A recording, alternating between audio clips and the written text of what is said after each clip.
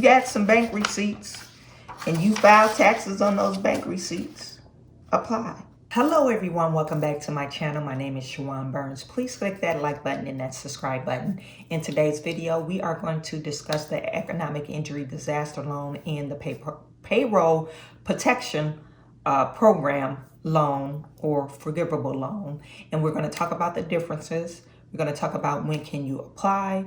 And we're also going to talk about some of the requirements that you might have been questioning in the last few weeks.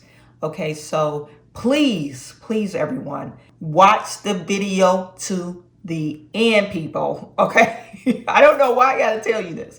Watch it to the end, then ask your questions. Okay, and then you can ask questions in the comment section or shoot me an IG message or a Facebook message. Okay, also just a little note, I notice I get a lot of spammers saying, hey, you need help with that loan or whatever. These are not people that's with my business or organization. So if you do reach out to them and use their services, it has nothing to do with me, okay? Economic injury disaster loan and the PPP. Both of these funding were replenished with the $900 billion stimulus package that was just passed on December the 27th. There's been some talk about when the application will be open for the economic injury disaster loan. I don't know. Your guess is good as mine. I'm thinking that it will be sometime this week. Normally what SBA did in the past, if they need to revamp an application, they usually do it on a Saturday or a Sunday during the day. It will say down for maintenance, and then they'll post the new application. So as of now, the system that is, or the application that is available on the economic injury disaster loan portal is the old application. Starting tomorrow, you are able to apply for the PPP. Okay, so some of the differences between the loan programs. So the economic injury disaster loan is intended for overhead or operating costs, 6 months operating costs. If you watch my last video, I discussed top 5 mistakes people make.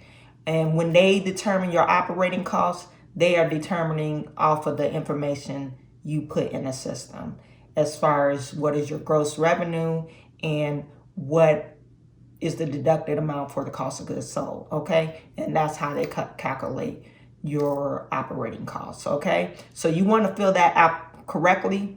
If you have any questions about that, please view that video. The PPP is determined by your payroll, okay? So right now, PPP, they use your payroll cost 2.5 times your monthly payroll expense. So if you are a restaurant, it's 3.5 times of your payroll costs. And that's how they determine your loan amount, okay? So EIDL is 6 months of operating costs. PPP is 2.5 months of your payroll expenses. What can you use your EIDL on? You could use it on your operating costs. So your overhead, payroll, vendors, your suppliers. You could use it on rent. You should have a spreadsheet that you keep on a monthly basis to determine your operating costs. So the PPP, what can you use that on? You could use it on payroll, of course, and suppliers. They changed it for restaurants. You could actually use it on suppliers and also like utilities, but 60% has to be used on payroll, okay? And then the other 40% remainder could be used on rent, utilities, and that is the difference between the two. With the EIDL program, there is a year forbearance period. The APR is 3.5%, and you have 30 years to pay back that loan. Now, if your PPP loan is not forgivable. You do have a 6 months forbearance period. It has an APR of 1%, and you have to pay that loan amount within a 5-year period. What is the max amount? It says the max amount of PPP could be $10 million, and the max amount for the EIDL loan is $2 million. But SBA has issued guidance. I guess they don't have enough money in the pot, so it might be lower. The last round was $150,000 per business. This time it is, I think in the CARES Act revision, this last bill, I think they put $200,000 is the cap, okay? So how do you qualify? For the EIDL program, anybody that's under 500 employees, they have some stipulations in that. If you have more than one location, it factors out to be 600 employees, no more than 300 employees per location. You can't make money off of gambling and all that good stuff. You can't be a lobbyist, or majority of your revenues come from lobbying activities, okay? So things of that nature. You can't be like a Planned Parenthood or anything like that, okay? You can't be a call service. It can't be gambling. So things of that nature. You can't be cannabis. And some real estate businesses do not qualify for the EIDL program. I do have some videos out of how do you get qualified. I want you guys to review that if you questioning about your eligibility, okay? The new amended stimulus bill in regards to where you are located as far as taking advantage of the grant. And there's a grid that you could use. I'll link it in the description section. You may or may not be eligible for the grant if you're not located in this area. It's kind of unclear. Like I said, you might want to wait for the SBA guidance. You have to be in business, and this is for the EIDL program. You have to be in business for since January of 2020. Okay, so January 2020. I tell everybody to apply. If you was making money and you didn't have an EIN number, still apply. If you got some bank receipts and you file taxes on those bank receipts, apply. You know, you'll just be making money on the side. Apply with your social security number. That's your side hustle. And let them deny you, okay?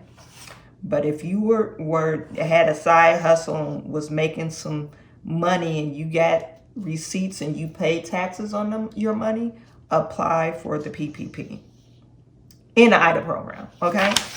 I have some questions that some people will ask me, oh, if I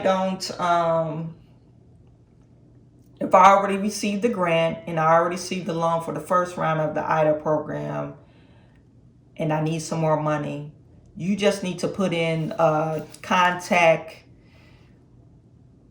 send an email. In your email title, increase. And then you send the email for reconsideration, and you need to tell them, I would like to request an increase on my loan amount.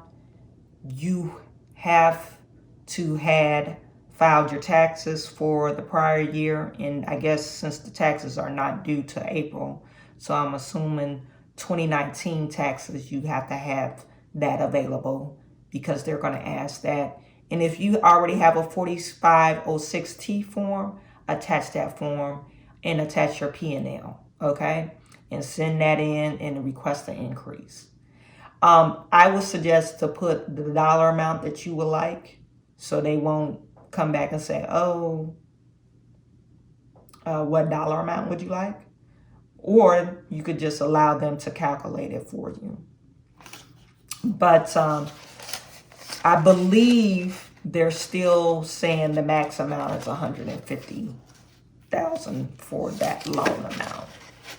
It used to be, it was $2 million, but they took that away. Anywho. And I'm saying SBA. Oh, another thing. Jovita Carranza, she's no longer there. There's somebody else. over the SBA with the new administration. Okay, so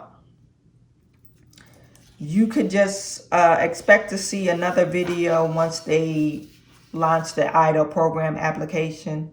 Go apply for the PPP tomorrow. And thank you guys for tuning in. Now you can put your comments or questions in the comment section. Find me on Instagram or Facebook. I am sending all my good to you. I will talk to you soon.